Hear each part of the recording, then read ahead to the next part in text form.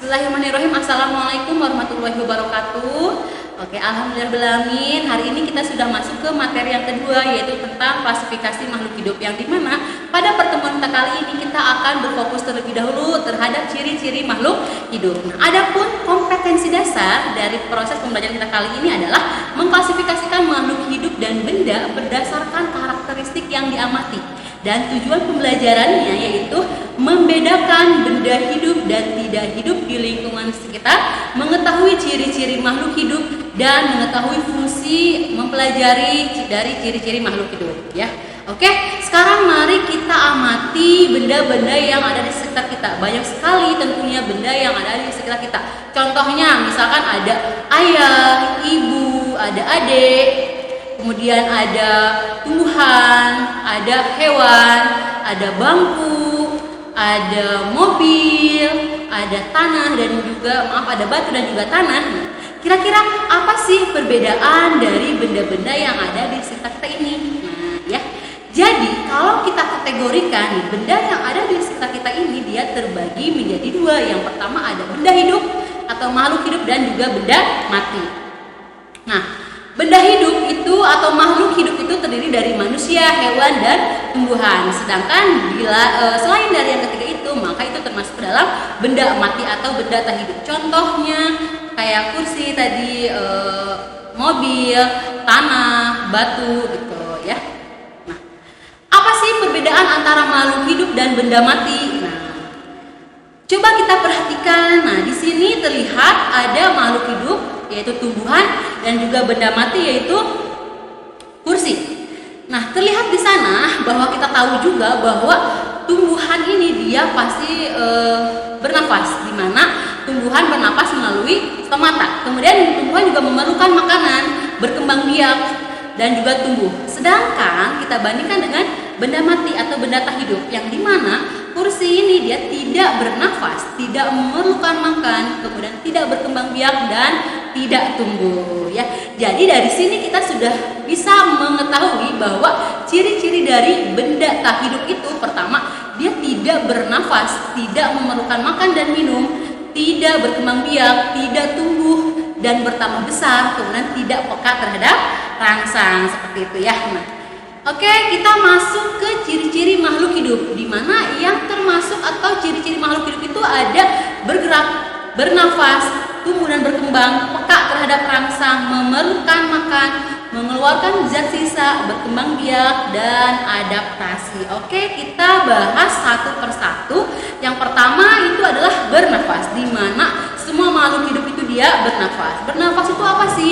Bernafas merupakan proses menghirup udara atau oksigen O2 di udara dan pengeluaran karbon dioksida atau dari dalam tubuh. Nah, di mana oksigen ini digunakan untuk mengubah zat makanan menjadi energi, nah secara kimiawi, serta menghasilkan zat sisa yang berupa karbon dioksida dan uap air atau H2O. Nah, energi yang dihasilkan ini kita gunakan untuk melakukan aktivitas kita sehari-hari. Nah, di mana peristiwa pembentukan energi ini disebut dengan respirasi.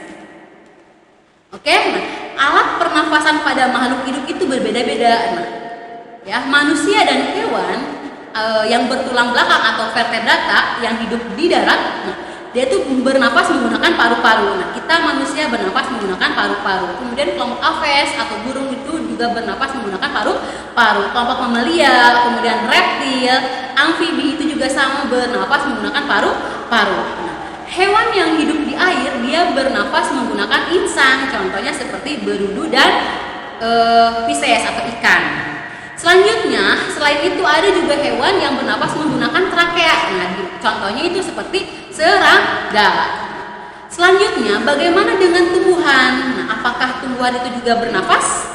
Nah, jadi tumbuhan itu bernafas dan mengambil oksigen dari udara melalui lubang-lubang kecil yang disebut dengan stomata atau mulut daun dan lentisel atau celah batang. Nah, di sini terlihat ada gambar stomata dan lentisel ya. Ciri yang kedua yaitu adalah bergerak.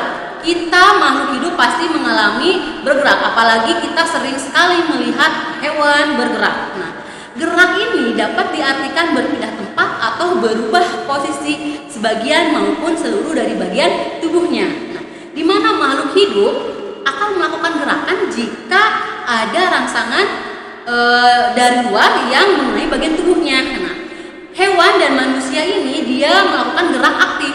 Nah, di mana dia gerak yang hewan dan manusia ini dia bisa bergerak bebas dan juga dapat berpindah tempat. Nah, kenapa dia bisa bergerak aktif? Karena hewan dan manusia ini dia mempunyai otot ya sebagai alat gerak aktifnya seperti itu.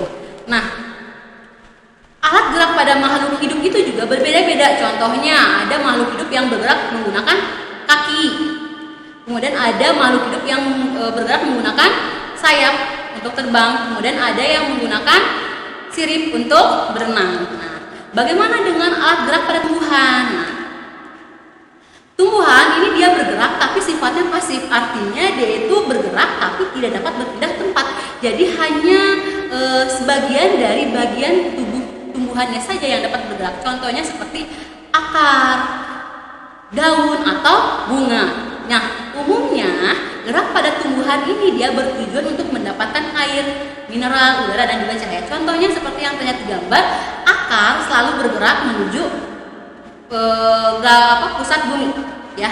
Nah, di mana si akar ini pasti dia bergerak ke bawah ke dalam tanah untuk mencari sumber air, kemudian zat-zat hara yang ada dalam tanah. Kemudian ada tumbuhan juga yang bergerak mengikuti arah cahaya matahari. Nah, seperti yang terlihat di contoh ya di gambar. Oke, yang selanjutnya ada tumbuh dan berkembang. Nah, di mana tumbuh ini adalah proses pertambahan ukuran tinggi, besar dan juga volume. Nah, di mana pertambahan ukuran ini yang disebabkan karena jumlah dan ukuran sel yang bertambah. Nah, sifat dari tumbuh ini dia irreversibel atau tidak dapat balik ke bentuk semula. Nah, sedangkan berkembang ini adalah proses pertumbuhan dari muda ke dewasa. Nah, di mana ditandai dengan mulai berfungsinya organ-organ pada reproduksi. Nah, di mana tumbuh dan berkembang ini dia bisa bergerak atau berjalan secara beriringan. Contohnya nih, misalkan kita manusia bertambah tingginya nih. Nah, kemudian kita bertambah besar, misalkan ditimbang, kemudian badan kita bertambah besar. Nah, itu menandakan bahwa manusia ini dia bisa tumbuh dan berkembang. Nah, seperti yang terlihat di gambar di sini, di mana manusia ini proses perkembangannya dimulai dari bayi, kemudian nanti tumbuh menjadi remaja, nah, sampai dewasa, nah, seperti itu ya. Kemudian kalau untuk kupu-kupu, nah kupu-kupu itu awalnya dari telur, kemudian dia berkembang menjadi kupu-kupu dewasa. Begitupun dengan tumbuhan yang awalnya itu dari biji, kemudian dia akan bertumbuh dan berkembang menjadi tumbuhan dewasa. Yang keempat itu adalah memerlukan makan, dimana kita sendiri tahu nih, misalkan kita seharian tidak makan, apa yang akan kita rasakan? Tentunya kita akan merasa lemas, kemudian tidak bersemangat karena tidak adanya asupan makanan yang masuk dalam tubuh kita, ya. Dimana makanan dan air ini merupakan kebutuhan bagi semua makhluk hidup. Nah, dimana makanan berfungsi sebagai sumber energi, kemudian sebagai proses pertumbuhan, mengganti bagian sel-sel yang rusak dan mempertahankan kelangsungan hidup, dan air berfungsi sebagai pelarut dalam tubuh. Nah, manusia dan hewan ini disebut dengan organisme heterotrof, artinya makhluk hidup yang tidak bisa menghasilkan makanan sendiri. Hewan dan manusia kita sendiri tahu kalau kita itu makan dari tumbuhan, misalkan kayak sayur-sayuran, buah-buahan, sekalipun nasi berasal dari padi. Nah, sedangkan tumbuhan hijau dia itu tumbuhan yang dia itu organisme atau makhluk hidup yang bisa menghasilkan makanan sendiri, disebut juga dengan autotrof. Nah, tumbuhan dapat membuat makanan sendiri melalui proses fotosintesis. Nah, fotosintesis ini adalah proses yang memanfaatkan energi matahari untuk mengubah air atau H2O dan karbon dioksida menjadi oksigen dan karbohidrat, yang dimana karbohidrat ini nanti akan langsung diserap oleh tumbuhan itu, dan sedangkan oksigen nanti dia akan dilepaskan ke udara yang nanti akan kita hirup. Nah, ini adalah gambar dari proses fotosintesis, dan ini adalah reaksi dari proses fotosintesis. Jadi yang utama dalam proses fotosintesis itu adalah cahaya matahari dan karbon dioksida.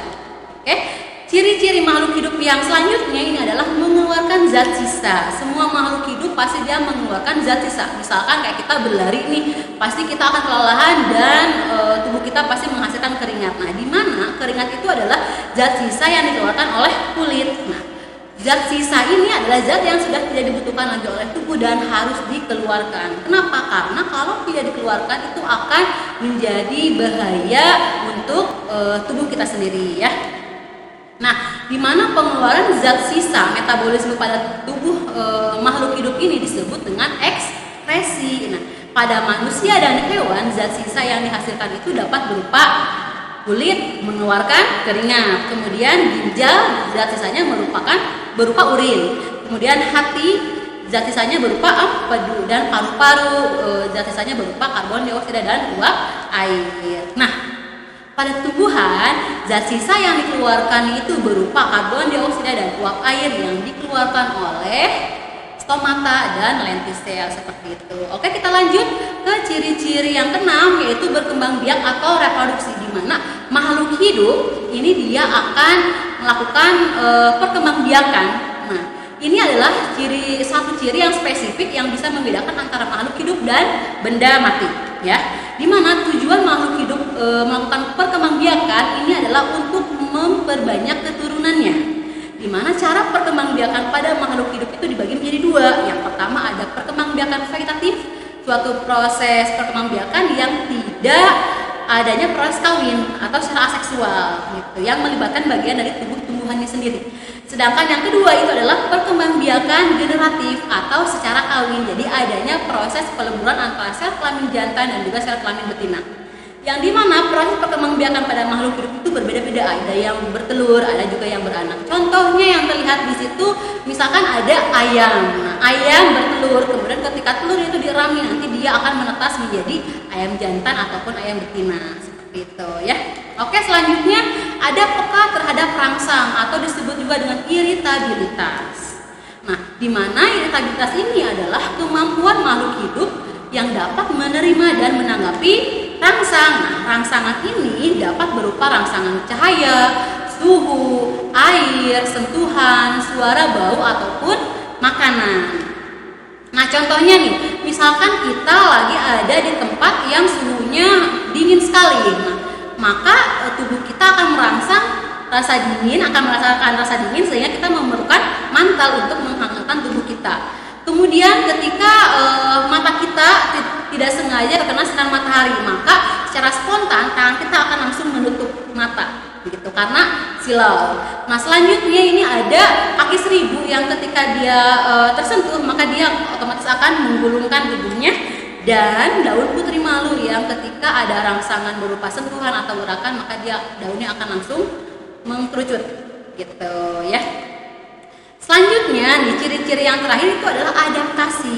Nah, adaptasi ini adalah kemampuan makhluk hidup menyesuaikan diri terhadap perubahan lingkungannya. Nah, di sini contohnya ada bunglon, yang dimana bunglon itu dia akan menyesuaikan warna tubuhnya dengan tempatnya berada untuk melindungi dirinya sendiri. Kemudian ada bunga teratai yang dimana mempunyai daun yang lebar untuk mempercepat proses penguapan. Dan manusia menggunakan jaket saat musim dingin dan juga baju tipis saat musim panas, seperti itu ya. Alhamdulillahirobbilalamin, kita sudah ada di penghujung materi kita kali ini. Mudah-mudahan apa yang kita pelajari hari ini dapat terserap dengan baik dan dapat dipahami dengan baik pula.